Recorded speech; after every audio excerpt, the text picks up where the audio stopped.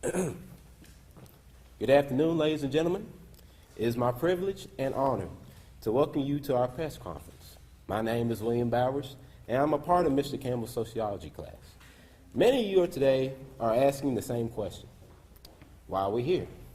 Why are we doing this? Why do we even care about this? Well, it starts 37 years ago when a man murdered an unknown woman and laid her body beside an interstate. 4 years later, 5 more women shared the same fate. Those women would be found along interstates and highways across multiple states. At the time of their death, the women were found with reddish hair. Law enforcement at the time couldn't solve the murders due to the women never being identified and their transient lifestyles. The cases became cold for over 35 years until a few people asked, why hasn't the murderer and the women have been identified yet? On a cold winter day in January, my teacher, Mr. Campbell, asked me and my fellow classmates this simple question: how can one person be found in over 250 million people? We looked at each other with puzzled faces, and then we started to make categories like race, hair color, occupation, etc. By the end of class, we had 20 different categories that can be used that can at least narrow the list of people enough to find that one person. After that, we spent months learning about the Redhead Murders.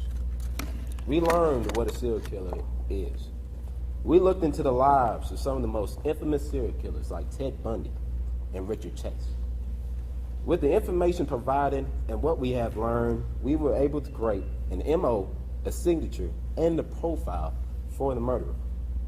We had help and support from many people, and with the support of them, we had the strength to create this press conference of today. I would like to thank many wonderful people today. I would like to thank Campbell County Sheriff's Office, Carter County Sheriff's Department, Elizabethton Police Department, Tennessee Bureau of Investigation, and Kentucky State Police, who are representing multiple counties across multiple states, who are willing and determined to give justice to those women and judgment for their murder. Crittenden County Sheriff's Office, Cheatham County Sheriff's Office, Knox County Sheriff's Office, and West Virginia State Police sadly are not here today, but they are working on this case as well. I would also like to thank the media for coming. You are our best ally to spread our information across the United States and bring awareness to our cases.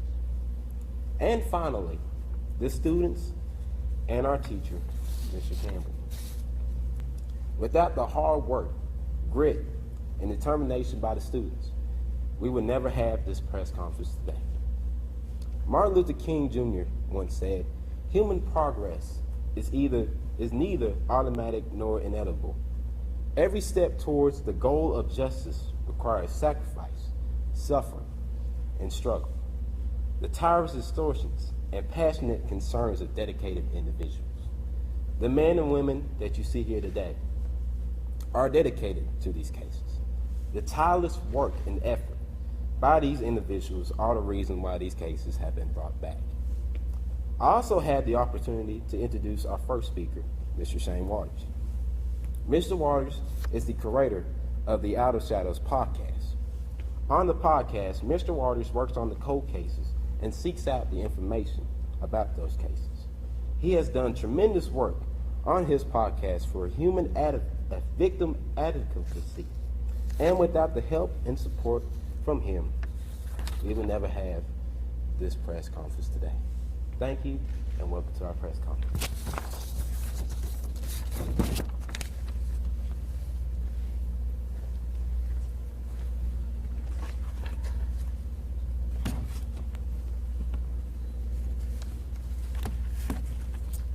Hello,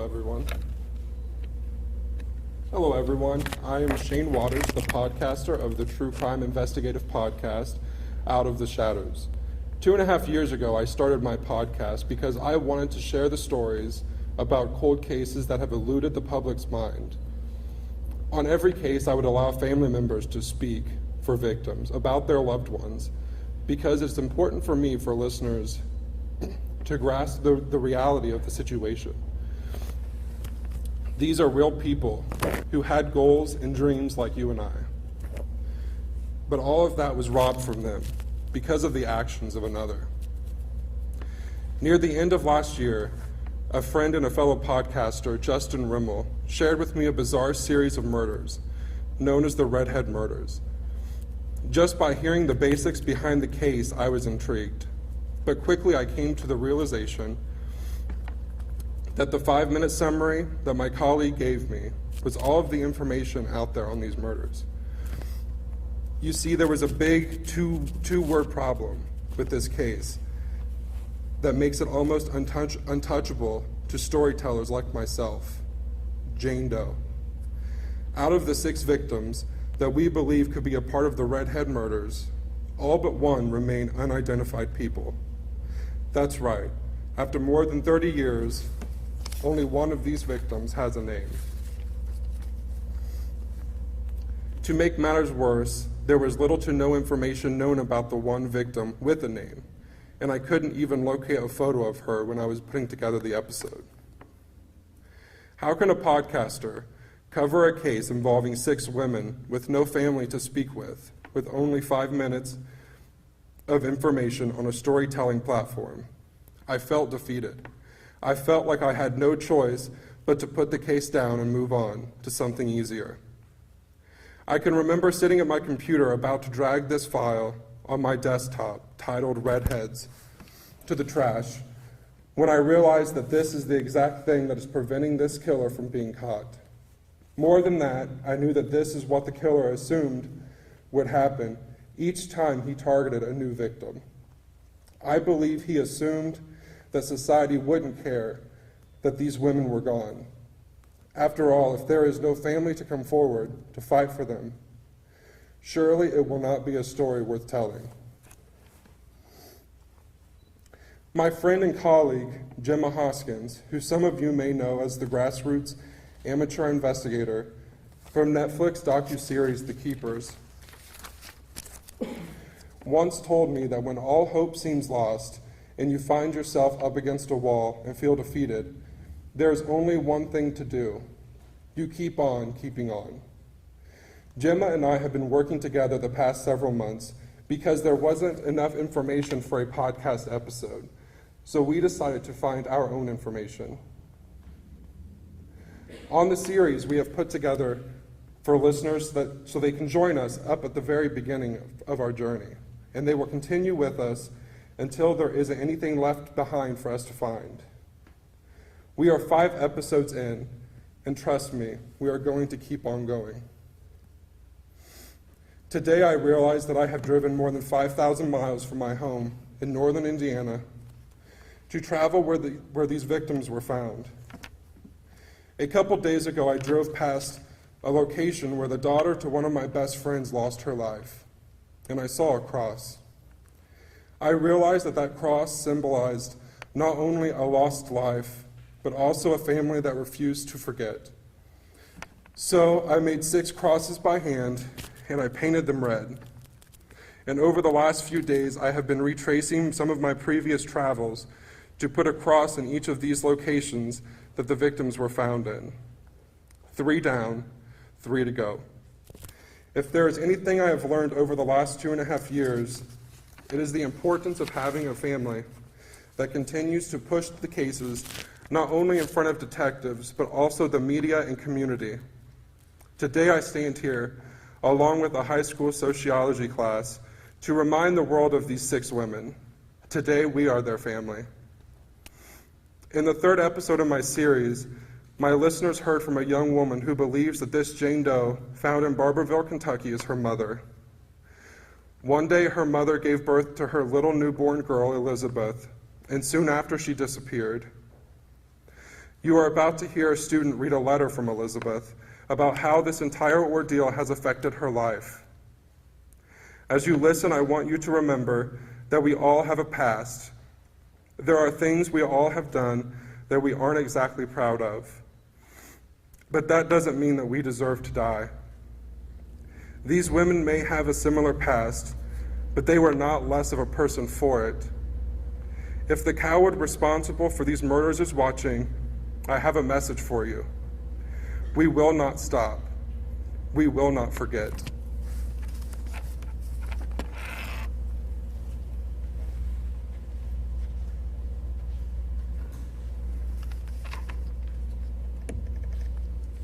Honestly, I never gave up hope, but I didn't think I would live to see this day or to even be a part of this unraveling story.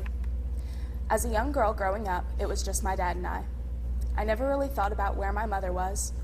I knew I had one somewhere. I just wasn't old enough to understand at the time. My dad worked long hours every day.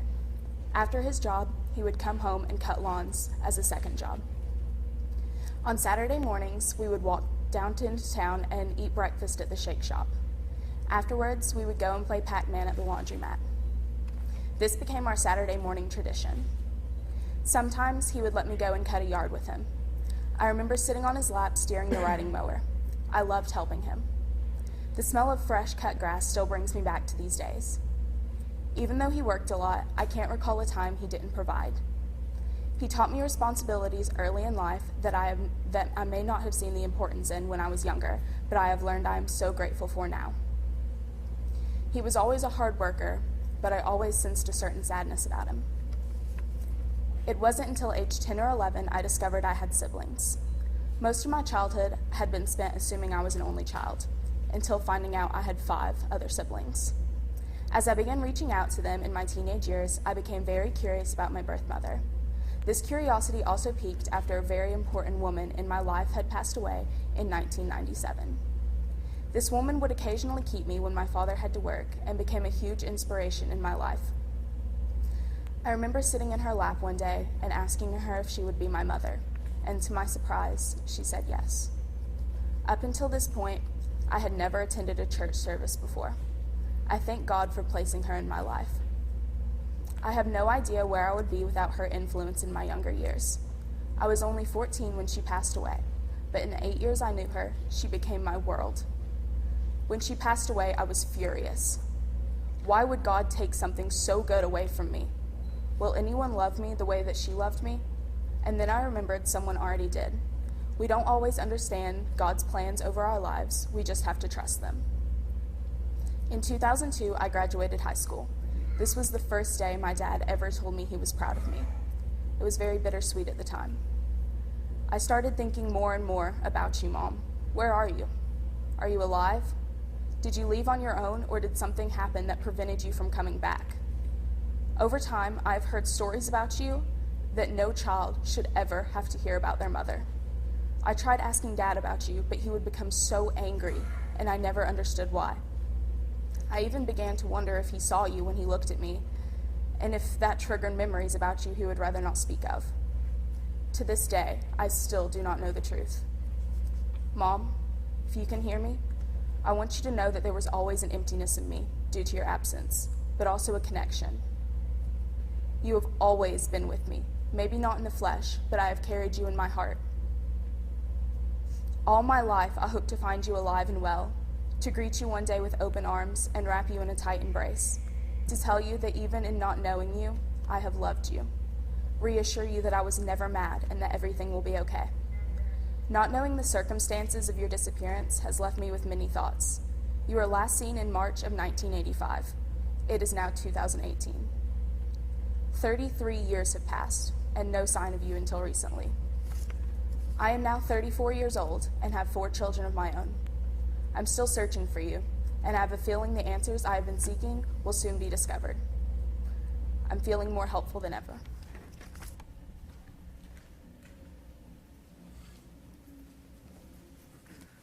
As you can obviously tell, there's been a lot of work that's gone into this press conference by these excellent students. And my name is Alex Campbell, and it's a great pleasure that I get to work with these young people every day. And during the course of this semester, the students have worked with a professional profiler and members of the law enforcement community, and these experts explain to us that if you have the same MO and the same offender signature in the same geographical area in the same period of time, then it's almost assuredly the same person responsible. So as a class, we began to look at each of the roughly dozen cases that are oftentimes referred to as the Redhead Murders that took place from 1978 until 2001. But there were 6 of these murders that stood out because they were so similar. So our students began to focus on these cases. These murders occurred between 1980 and 85, and the bodies were discovered between 1983 and 85. So we knew that we had 6 murders occurring in the same time period. So then we looked at geographic location, and we found the same 6 murders, 3 in Tennessee, Campbell, Cheatham, and Greene County, plus 1 in Wetzel County, West Virginia, with 1 just across the border in Knox County, Kentucky, and finally another one just across the border in West Memphis, Arkansas. They were all linked because of not just geographic proximity, but because they were connected by highways and interstates along the Knoxville-Nashville corridor, with Knoxville being the geographic center of the crimes. So now we felt that we had the same time period and the same geography. So we moved on to develop an MO of the unsub. The MO is what the perpetrator does to effect the crime and to escape. Oftentimes, this is thought of as the how of the killing. Then we created the offender signature, which is what personal or psychological gratification the murderer gets from the killing. Oftentimes, it is referred to as the why. So once we had these 2 items and we began to compare them, we realized we had the same MO and the same offender signature in all 6 cases.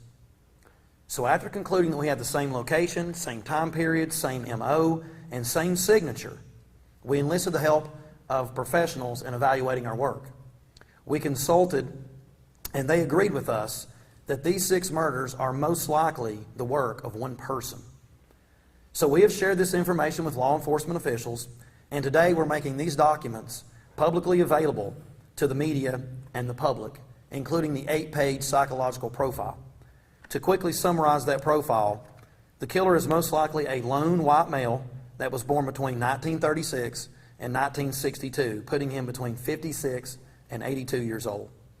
He is 5'9" to 6'2", with an average to athletic or stocky build, weighing between 180 and 270 pounds. He lived and or worked out of the greater Knoxville area, possibly Nashville, as a truck driver.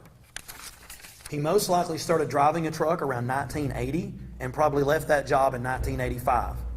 He's likely right-handed, has an IQ that is slightly above 100, sexual orientation is heterosexual, his killing motive is mission, which means that he sees victims as a way to accomplish an end. He is possible of long-term relationships with others. He most likely has had long-term girlfriends, possibly even married, and children. He likely grew up in an unstable home with drug and alcohol abuse, and he could have previous criminal charges from interactions with authorities because of solicitation of prostitution or traffic violations associated with his job. There would be no history of mental illness, and his religious affiliation is most likely Christianity. We believe there is a good chance this perpetrator is still alive and possibly living in the Knoxville area. Because there was obviously a link between these 6 murders, we needed a way to distinguish these 6 victims from about the dozen that are oftentimes referred to as the Redhead Murders. We also wanted to focus attention for the first time on the likelihood that these 6 murders were committed by the same person. So since these murders happened around Tennessee, in what is oftentimes referred to as the Bible Belt, and most of the victims were strangled or suffocated, we have decided to name this serial killer the Bible Belt Strangler. Sadly, murder has been around as long as humanity. People think they can commit such acts and get away from the prying eyes of public, and they'll never be seen. They'll think there'll be no witnesses. They think they're too good at their craft. They think they're too smart. But often, when some time has passed, they feel like they're never going to be caught. But the monster we now seek took the lives of 6 women that we feel he intentionally targeted because they were out on their own alone, with no family and no friends. Their lives were most likely stolen from them in the dark back parking lots of truck stops and rest areas, and then dumped along lonely highways at night where he thought no one would see him. And he's eluded justice for almost 40 years. But the Bible Belt Strangler's wrong. He made a mistake. Somebody saw something. Somebody's heard something. The blood of these 6 women that was spilled into the overgrown hedges of our nation's highways and interstates has gone unnoticed for way too long. And today we are here to recognize these voices and give them justice for which they're still crying out. We want the media to hear their cry as well. so the people out there with the information that law enforcement needs to identify these victims and solve these crimes can come forward. So Bible Belt Strangler, we know you're out there. We know that somebody has information to help find you and hold you accountable. And after today, everyone knows that we're looking for you. And today, everyone knows that we are our sister's keepers because we're like family. And this time, no matter how hard you squeeze your evil hands, you will never be able to silence their cries.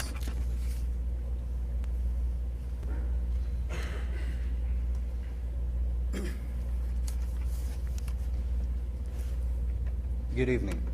Good evening.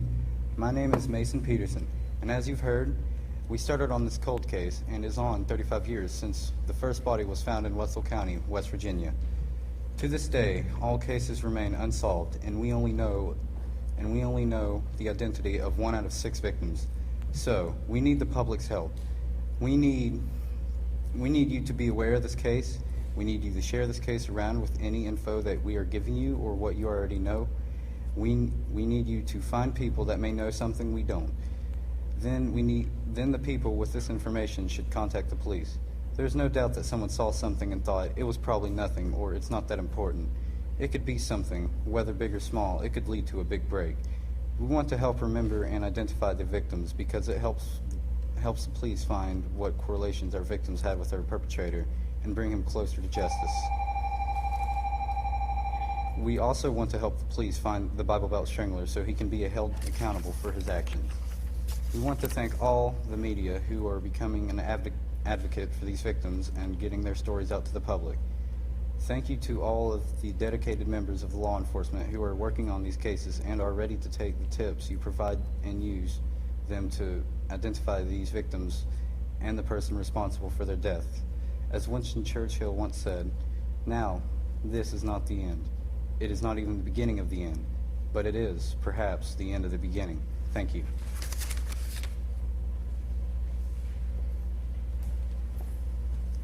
Leslie Earhart from the TBI was supposed to be here. She's their public information officer. Unfortunately, she was ill, and her assistant was called away at the last moment. So she's asked me to say a few things about the students. She said she appreciates the hard work of the students, and she supports young people in their advocacy for victims. And they are going to be handling the tips for this case. You can contact them at 1-800-TBI-FIND. They will make sure that all of the tips and information get distributed to the different police agencies. And now I'm going to bring on the Kentucky State Police. Good afternoon. My name is Trooper Shane Jacobs. I'm the Public Affairs Officer for Post 10 Harlan.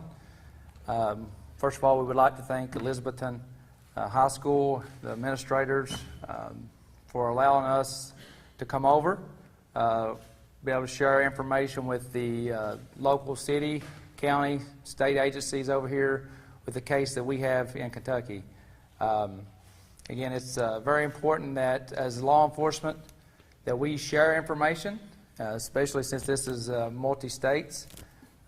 We're here to try to get that information out, to share it, to figure out exactly what we have, to hopefully bring closure to these families and hopefully identify some of these. We're hopefully that we're very close. We feel that we're very close in Kentucky to identifying our cold case individual. So again, guys, the hard work here you've put in this high school by keeping this alive, by trying to help us share information, has been very vital, and we're very thankful for that. And on behalf of the Kentucky State Police, we're very thankful that you all allowed us to come over here and to be part of this. So thank you. Also, anyone with information can contact Post 10 Harlan at 1-606-573-3131. Behind me is Detective Aaron Frederick. He's been working on this case, along with our intelligence analyst, Chris Daniels, both with the Kentucky State Police. They've come over today to assist with this. But again, if you have information, you can contact Post 10 Harlan and try to get this some closure to these families. So thank you.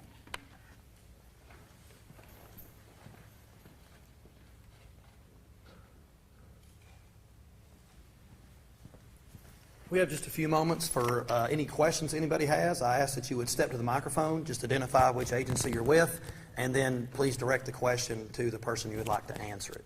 Does anyone have a question they would like to ask? Can we ask it from here, just to help Sure, if you have to. Yeah. Can you get some housekeeping stuff out of the way? Which grade level, class? Sure. So my name's Alex Campbell. I teach sociology at Elizabethton High School, and that class is open to any grade level. So I have actually freshmen, juniors, and sophomores. I don't have any seniors in there this year. How many students? 23. This was a full year project. Actually, no, it was a semester-long class, and we actually took a little break to do another project in the middle.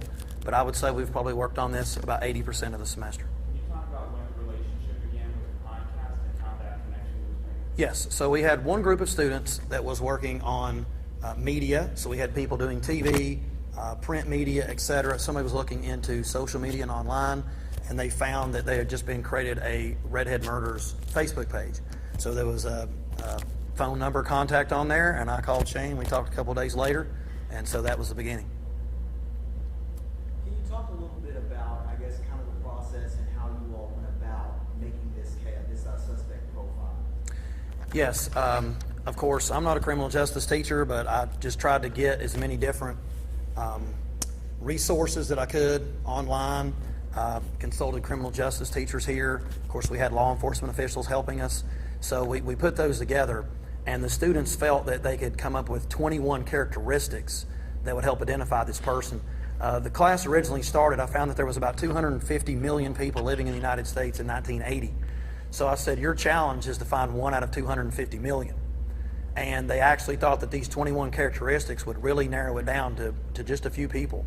So that's how the 21 characteristics came about. We will, by the way, be emailing all of those to media and law enforcement that are here today. You'll have the full 8-page profile, plus the signature, plus the MO, plus the signature, the offender timeline and the victim timeline. That'll all be in your media packet. Anything else to answer your question?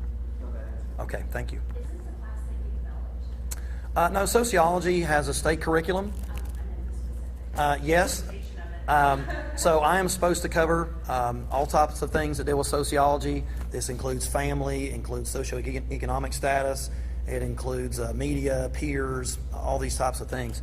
And so I do feel that we covered those, but we just did it wrapped around this idea of the project. What was your motivation for taking this direction? Last semester, we worked with Carter County on one of their cold cases. And in some ways, the lady who lost her life was similar to some of these. So as we were doing research, I actually stumbled upon these and thought that maybe this would be something interesting my students would like to take up. And when we found out that one of the victims was found about 30 minutes from here, the students were really interested. So we just decided to go that route. Are you excited about these results? I mean, obviously you are, but can you speak to them a little bit more? We're excited. The press conference was a lot of work. We appreciate you guys. Without you all, we wouldn't have a press conference. So a lot of work went into that, but we really want to see what comes of it. And the students the other day insisted that if any breaks in the case occur, they wanted to get back together in the future and just talk about maybe that some of their actions had led to some good results down the line somewhere. So I really look forward to that meeting. This case spans over 30 years, and these kids they're teenagers now. What kept their attention to a case that's so old, so dated? I don't really know. I think in part the fact that they were unknown and they didn't have a family made a lot of the kids feel like they needed somebody to advocate for them, and so I think that was interesting. I think the location, that they were kind of close to where we live. Of course, I think CSI and criminal justice are kind of interesting now. There's a lot of TV shows and things about that, so I think that was part of it too. But I think the closer they got into the case and looking at the case, they realized that they might actually be able to change something. I think especially young people today feel like if they do work, they want something to come out of it. And I believe that this press conference made them feel like that in the future something good could come from their work. How does this stack up for you as a teacher? Obviously, these non-traditional efforts might connect better with students in some traditional curriculum. Have you ever been a part of something like this where it feels like the engagement is so high? A few times, yes. One of the other projects they did this semester was they had the Todd McKee Memorial Ceremony for the agent who died at Waco, who actually graduated from here. And that was a pretty powerful connection. Actually, his parents brought the kids pizza the other day and had lunch with them to just thank them for what they had done. But we've also had things like a Vietnam Veterans Welcome Home that was very powerful here. So we just have great students at this school, and anytime you give them a challenge, it seems like they always rise up and meet it and usually even exceed expectations. So in a way, I've kind of gotten used to our students just doing amazing things. What do you hope the biggest takeaway for the students? I'm sorry, can you say that again? What do you hope the biggest takeaway for the students is? I want them to know, and I think they know this now, that you're never too young to make a change in the world. And when you see a problem in the world, you don't have to wait on somebody else to fix it. That no matter your age, you can use the skills that you have to go out there and try to make the world a better place. And so I think they'll take that with them. And when they see problems in the future, they're going to, instead of complaining, they're going to move to actually make them better. With all the information that's been presented now, is this going to be considered a serial killer case by TBI, or do we? I do not know. You can direct those to Leslie Earhart at the Public Information Office, so I'm not sure on that. But we felt that with the work that we had done with law enforcement and their encouragement, that they also felt that it was one person, that they deserve a name, and it would separate these 6 from the more than a dozen cases that are oftentimes very different from these 6. Would you like to branch research from cases out to other schools, if possible? That's something we thought about. This may be my last semester teaching sociology, and I think the students really want it to go forward. So we've thought about trying to work with other schools. I actually have been contacted by 2 schools, one in the Knoxville region, one in the Memphis region, and they thought that maybe they could do some work in the coming years on the victims in their areas. So I think the students would really like to see that other people have taken up their work and it's not stopped. So hopefully that can happen. Thank you. I have a question for just one of the law enforcement that wants to answer it. Just show somebody up there, or whoever feels that way. The Golden State Killer in California, there was that big arrest a couple of weeks ago. I know Shane mentioned the Keeper series on Netflix. So there's Netflix crime shows, there's crime TV. There was this book about the Golden State Killer. It just seems like the public has a huge interest in crime right now and kind of being their own cyber sleuths. You know what I mean? And kind of the students. And for your all's job, does that make it easier that more people are interested in sharing all of their interests on social media, et cetera? Does that help you all in feeling like you're moving forward on a case that maybe in the 80s, there maybe was, I looked in our archives, we hardly had any video. It didn't even look like we sent anybody out here when some of things happened. And so maybe those were just, they were kind of lost back in the 80s because there wasn't a lot of publicity. There wasn't Facebook and Twitter. And now you just have so much interest from the general public in all these avenues. Is that helpful to you guys? Do you think that will help in the future? Or does it make the job more difficult? I don't know. Sure. Can you come this way? Yep, voluntold. Yeah, I got voluntold. I think social media helps in things like this. I think there's sometimes that social media does not help. You have to separate the gossip from the facts. But in something like this, it definitely helps. And it's technology. A lot of these cases will be solved today because of technology. In the 70s and 80s, when I started my law enforcement career, we did not have this technology. So you had to go out and talk to people, interview people, and create the physical evidence to solve cases. Extremely difficult to do. So today's technology, it helps tremendously. And what these kids have done, it speaks well of them in the program here. They've done a fantastic job. They came up and worked on one of our cases that's, 25, 30 years old, somewhere in there.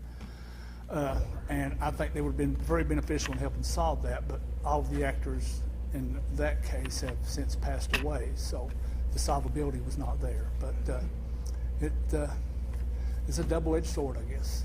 But in this case, much more good than bad. I'd like to echo that too, because on Kentucky's our case, we're hopefully about ready to put a name with this individual, and it all comes back from Facebook. We did interviews on this cold case, and a lady in North Carolina contacted us and feels that she has information and knows who this lady is, or Jane Doe. And we went down, took DNA from what we feel possibly the daughter. Now at this time we're waiting on results from that, but it all comes back from a Facebook post. The lady in North Carolina saw this post, interviews that we put out. So again, yeah, social media is, in this instance, is huge. It's very vital that as law enforcement agencies across the nation, we share information, we work together, and when that happens, cases get solved. And that's what we're doing today. And again, we're just thankful that you all have asked us to come over and be part of this, to be able to share this information and hopefully catch this individual.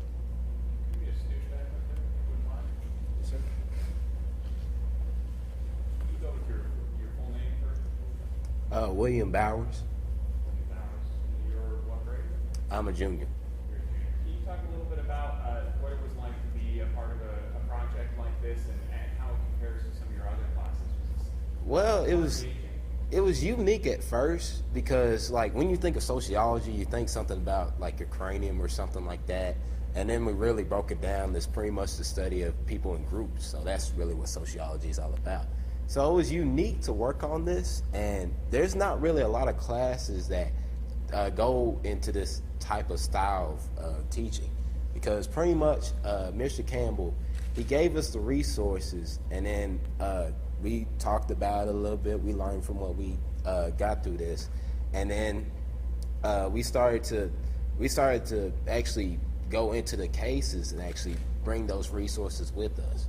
So we started to learn how to do this through our resources that was gave from Mr. Campbell, and it's pretty incredible what we have here today. Were you kind of dreading the end of the semester as it was creeping out? I mean, it's kind of tough because some of us might not be here the next week, but since we got this press conference here today and we have everybody here, everybody's in full account and full attendance, everybody wanted to do this, so pretty much we were ready. So.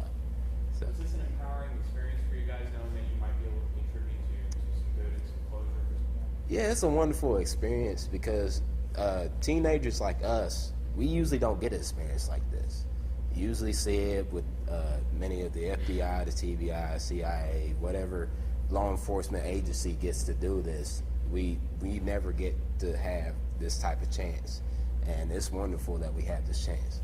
Did you or your classmates get interested in law enforcement because of something like this? Well, some of us do want to go into a career of criminal justice, and I believe it has grown on some of more of our classmates throughout this week, throughout these couple months. But all in all, just the cases themselves interest us to actually do this.